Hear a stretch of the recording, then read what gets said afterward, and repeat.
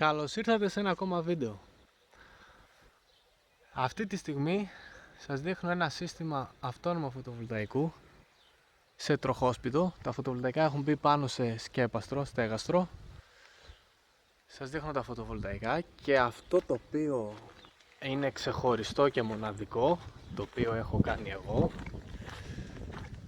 είναι αυτή εδώ η καμπίνα. Όλα τα συστήματα, τα μηχανήματα, μπαταρίες, inverter βρίσκονται μέσα σε αυτή την καμπίνα. Πολύ όμορφη και μελετημένη δουλειά.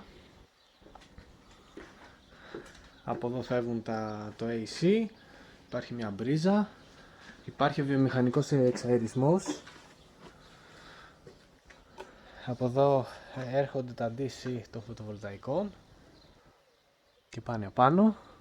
Και να σας δείξω μέσα, μιλάμε εργοτέχνης. Όταν λέμε εργοτέχνης, εργοτέχνης.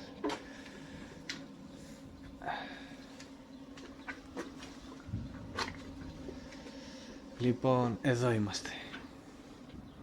Μπαταρίες μας, ο inverter, πίνακας, χώρος για να μπει ένας ακόμα inverter, το BMS εκεί πέρα, χώρος για να μπει ένα ακόμα inverter, αν όχι inverter, ένας ρυθμιστής φόρτισης, ανεμογεννήτριας ή ό,τι άλλο χρειαστεί. Αυτά, δεν έχω να πω κάτι άλλο. Τα λόγια είναι περιττά. Μπορώ να δεχτώ όποιος θέλει να κάνω, δέχομαι παραγγελίες. Όποιος θέλει μπορώ να του το ετοιμάσω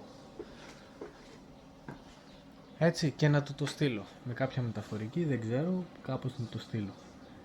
Κλείνει τελείως αεροστεγός.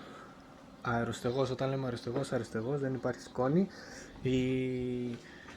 Οι ανεμιστήρες εδώ έχουν φίλτρα, οπότε δεν εισέρχεται σκόνη και φυσικά δεν εισέρχεται νερό. Αυτά.